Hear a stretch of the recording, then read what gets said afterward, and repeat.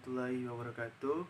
Saya Alfamino Sawal, NIM 1982244020, mahasiswa Prodi Pendidikan Administrasi Perkantoran Universitas Negeri Yogyakarta. Kali ini saya akan membuat video mengenai psikologi pendidikan, yang dimana saya akan menjelaskan 3 pembahasan, yaitu pertama, arti pentingnya mempelajari psikologi pendidikan. Yang kedua adalah penjelasan singkat isi topik-topik materi mata kuliah psikologi pendidikan. Yang ketiga adalah inovasi-inovasi perubahan pendidikan Indonesia yang ke arah yang lebih baik. Selamat menyaksikan.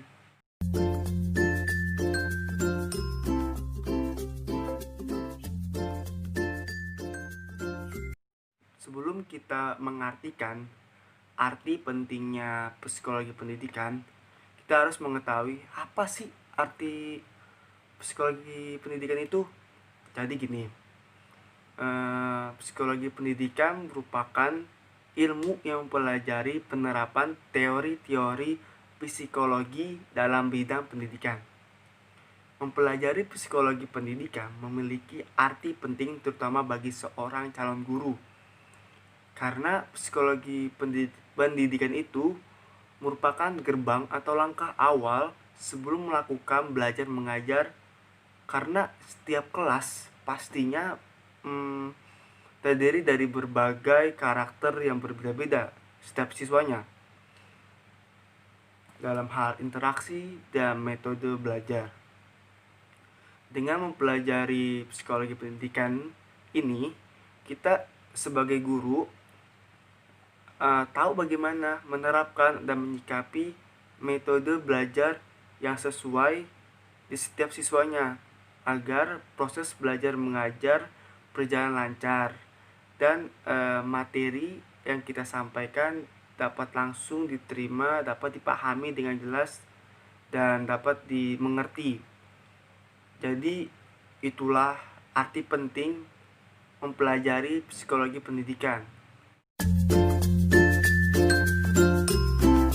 Halo teman-teman, kita akan membahas mengenai 11 materi dengan singkat dan jelas mata kuliah psikologi pendidikan. 1. Perkembangan anak. Pengertian perkembangan anak yaitu perubahan-perubahan yang dialami individu atau organisasi menuju tingkat kedewasaannya atau kematangannya, yang berlangsung secara sistematis, progresif, dan berkesinambungan, baik menyangkut fisik maupun psikis. Aspek-aspek perkembangan terdiri dari 6, yaitu 1. Fisik, 2. Intelektual, 3. Sosial, 4. Bahasa, 5. Emosi, 6. Moral. Fase-fase perkembangan terdapat 7. Pertama, prenatal, 2. Infan, 3. Kanak-kanak, 4. Remaja, 5. Dewasa, 6. Lansia, 7. Kematian. 2. Perkembangan remaja. Perspektif perkembangan remaja terdapat 4. 1. Kognitif, 2. Sosial, 3. Emosi, 4. Moral.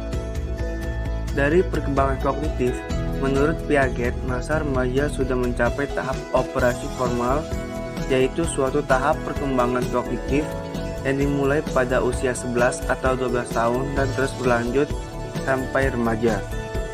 Menurut Piaget, membedakan gaya pemikiran formal operasional dalam 3 tahap penting, yaitu 1. Penekanan pada kemungkinan versus kenyataan, 2. Penggunaan penalaran ilmiah, 3. Pencakapan dalam mengkombinasikan ide-ide. Perspektif sosial merupakan sebagaimana cara-cara individu terhadap orang-orang di sekitarnya dan bagaimana pengaruh hubungan itu terhadap dirinya. Pemahaman ini mendorong remaja untuk menjalin hubungan sosial yang lebih akrab dengan orang lain, terutama teman sebaya.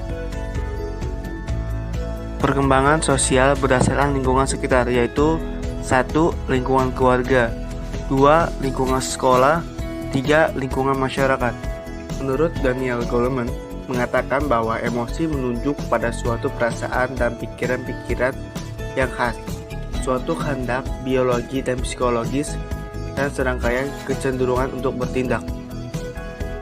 Bahan yang dipengaruhi perkembangan emosi remaja adalah sebagai berikut. 1. Perubahan jasmani. 2. Perubahan pola interaksi dengan orang tua. 3. Interaksi dengan teman sebaya. 4. Perubahan pandangan luar. 5. Perubahan interaksi dengan sekolah.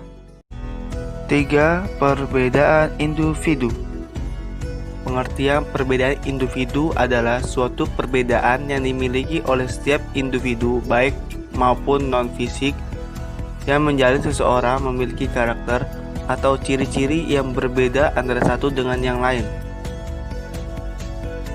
Sumber-sumber perbedaan individu terdapat 2 faktor. 1. Faktor bawaan. 2. Faktor lingkungan.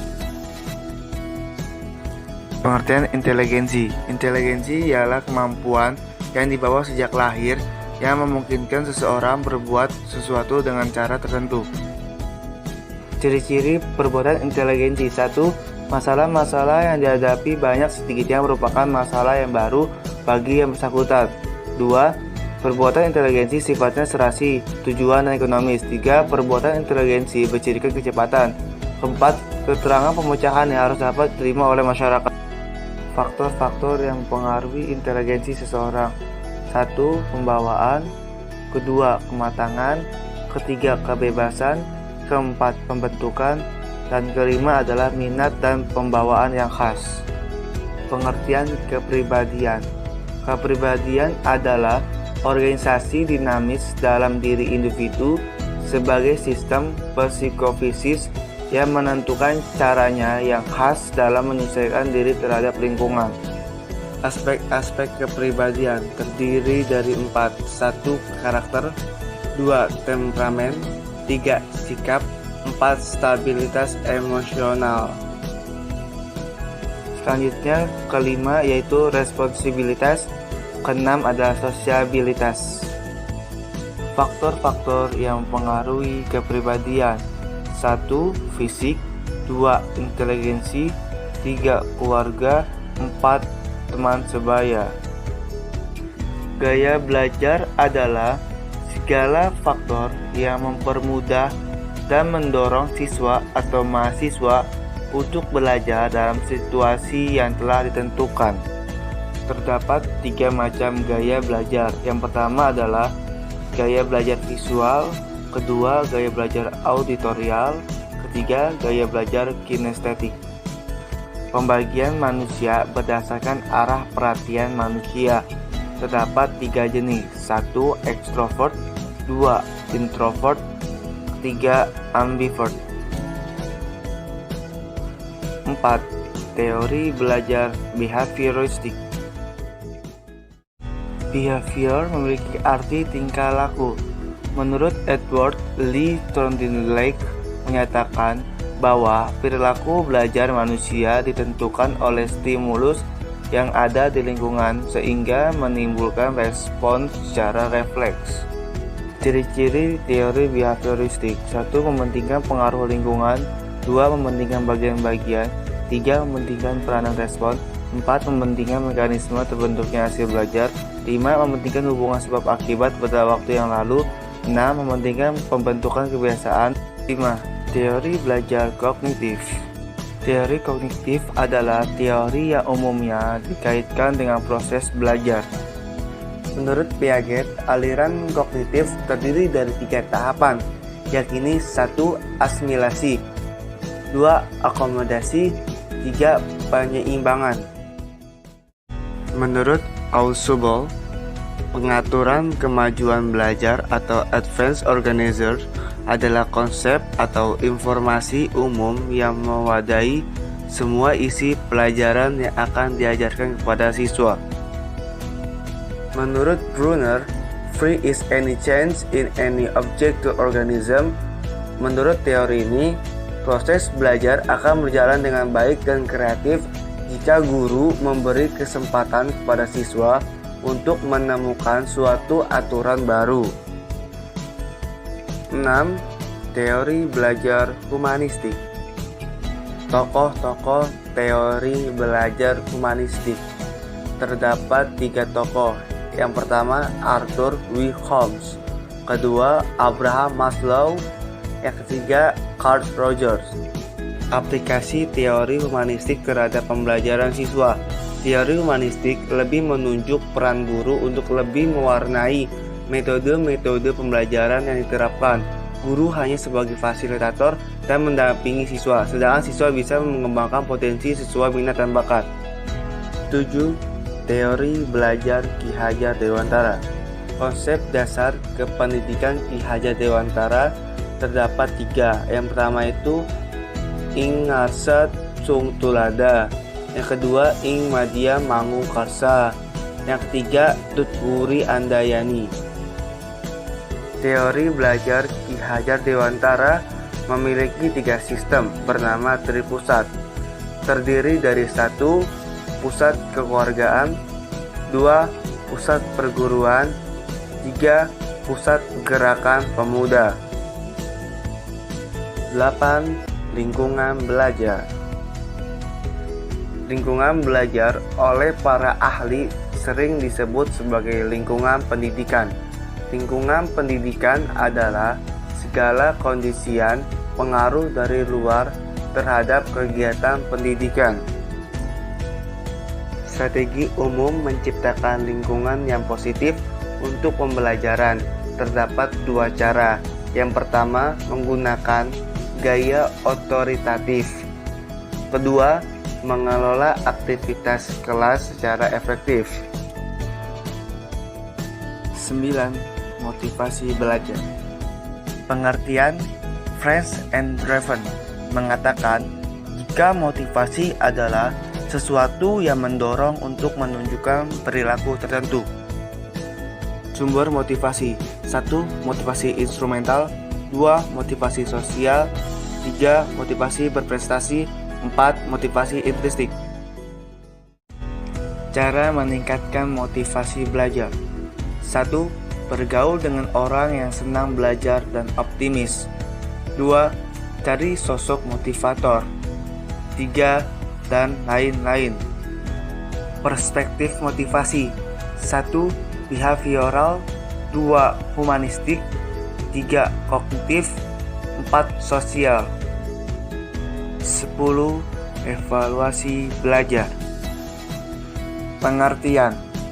Evaluasi adalah suatu proses penetapan untuk menyatakan baik atau buruk, berhasil atau gagal, sukses tidaknya sesuatu. Manfaat berupa pengambilan keputusan atau untuk pertanggungjawaban terhadap kegiatan yang telah dilaksanakan. Pengukuran dan penilaian hasil belajar. 1. Penilaian formatif, 2. Penilaian sumatif. Bentuk tes. 1. Tes objektif, 2. Tes non-objektif. Tes yang baik harus memenuhi beberapa persyaratan, yaitu 1. Validitas, 2. Reliable, 3. Objektivitas, 4. Praktikabilitas, 5. Ekonomis. 11. Diagnosis kesulitan belajar. Pengertian.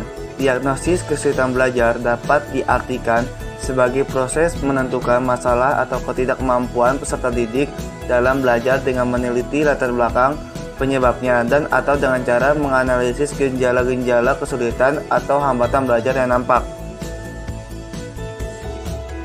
Faktor penyebab kesulitan belajar terdapat 2 faktor. Pertama, faktor internal. 2. Faktor eksternal. Jenis-jenis kesulitan belajar. 1. Disleksia, 2. Dysgraphia, 3. Slow learner, 4. Underachiever, 5. Learning disabilities. Langkah-langkah diagnosis kesulitan belajar. 1. Mengidentifikasikan peserta didik yang diperkirakan kesulitan belajar. 2. Melokasikan kesulitan belajar. 3. Menentukan faktor penyebab kesulitan belajar. 4. Memperkirakan alternatif bantuan. 5. menetapkan kemungkinan cara mengatasinya. 6. Tindak lanjut.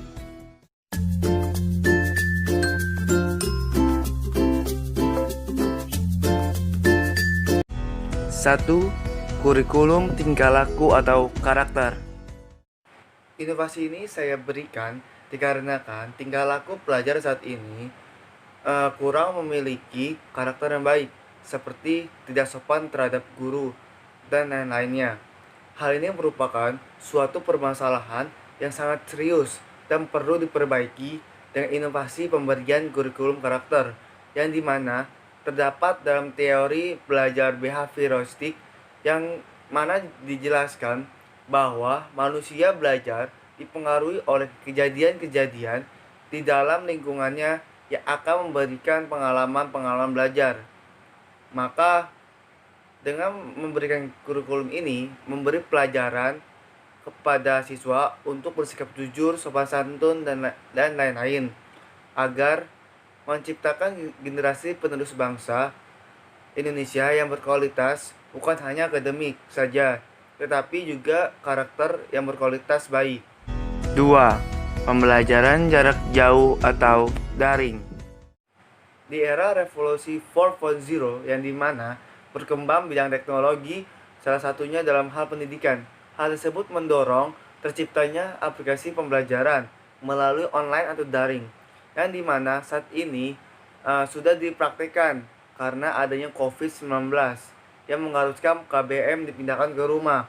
Dengan memanfaatkan kemajuan teknologi seperti Google Classroom, Google Meet, Psikologi, dan lain-lainnya, inovasi ini diberikan karena sesuai dengan teori belajar kognitif, yang dimana di dalam penjelasannya terdapat 3 tahapan menurut Piaget, yaitu 1. Asimilasi, 2. Akomodasi, 3. Penyeimbangan, yang dimana terdapat pengetahuan baru disebut asimilasi, dan dalam situasi baru yang dimana saat ini sedang mengalami wabah COVID-19 disebut akomodasi, dan 2 hal tersebut digabungkan menjadi tahapan penyeimbangan. Selain itu, melihat ke depan bahwa pembelajaran jarak jauh sangat diperlukan untuk mempermudah belajar siswa. 3. Memberi wadah minat dan bakat peserta didik. Banyak sekali peserta didik menjalankan pembelajaran dengan tidak baik karena itu bukan passion atau minatnya, dan kadang kali minat seorang peserta didik disepelekan karena tidak memberi kesuksesan di masa depan. Maka dalam teori belajar humanistik, yang dimana dijelaskan bahwa di dalam teori humanistik memiliki tujuan belajar, yaitu memanusiakan manusia, yang berarti teori ini memahami perilaku belajar dari sudut pandang pelaku belajarnya, bukan dari sudut pandang pengamatnya. Dengan diberikan wadah ini, kita memberikan peserta didik untuk mengeksplor atau menggali minat dan bakatnya lebih jauh. Bagaimana teman-teman setelah menonton video saya? Apakah dapat dipahami? Semoga dapat dipahami ya teman-teman. Semoga video yang saya berikan tadi bermanfaat dalam belajar teman-teman. Cukup sekian video yang saya berikan kali ini. Mohon maaf apabila ada kekurangan ataupun kesalahan. Wassalamualaikum warahmatullahi wabarakatuh.